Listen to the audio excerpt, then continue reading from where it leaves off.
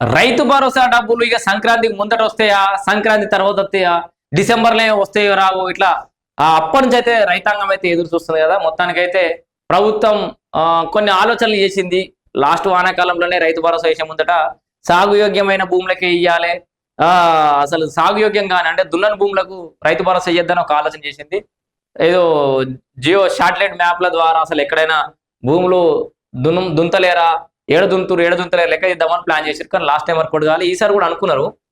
మరి ఈసారి కూడా ఎంతవరకు సాధ్యమవుతుంది అనేది ఎదురు చూడాలి. ఎందుకంటే ఇప్పటికే లేట్ అయిపోయింది. మరి సంక్రాంతి కన్నా రైతు భరోసా స్టార్ట్ అవుతుంది అని అనుకున్నాం. అయితే రైతు భరోసా కోసం దరఖాస్తులు తీసుకుంటామని ఒక అప్డేట్ వచ్చింది.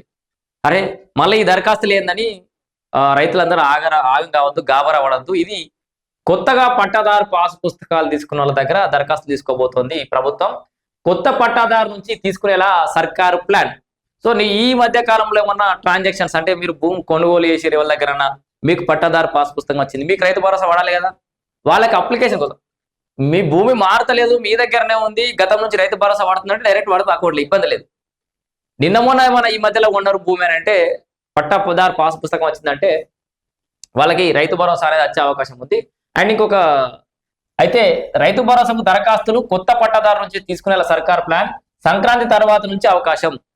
సో అనంతరం భరోసా నిధులు విడుదల అంటే సంక్రాంతి తర్వాత అప్లికేషన్ తీసుకుంటారు, ఆ తర్వాత రైతు భరోసా నిధులు పడే అవకాశం ఉంది.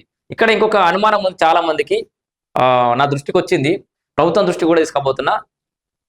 చాలా మందికి భూములు రిజిస్ట్రేషన్లు అయినాయి కానీ ఈ పట్టాదారు పాస్ పుస్తకాలు రాలే ఇంకా కూడా. అక్కడ ఎక్కడనో చెన్నైలో ప్రింట్ కావాలి, ప్రింటింగ్ కాస్ట్ గిదే అని చెప్పేసి నేనే వార్త చేసిన.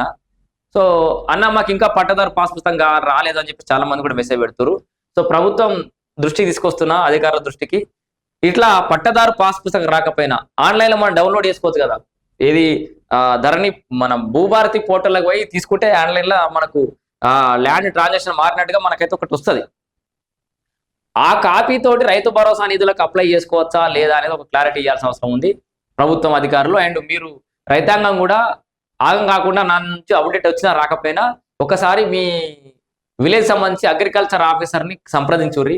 కొత్తగా పాస్ పుస్తకాలు అంటే భూములు కొన్నోళ్ళు అయితే మీకు పట్టదారు పాస్ పుస్తకం రాకపోయినా మీ పేరు మీదకి భూమి జాగా అయిపోయి ఉంటే ఒకసారి అధికారిని అలువురి, సార్ మరి నిన్న మొన్నే మాకు రిజిస్ట్రేషన్ అయ్యింది, ఏమో మరి కొత్తగా అప్లికేషన్ తీసుకుంటారట, మాకేమో పట్టదారు పాస్ పుస్తకం రావాలి, ఏం చేయాలా సార్ అని అడుగురి. వాళ్ళు ఒక సజెషన్ ఇస్తారు.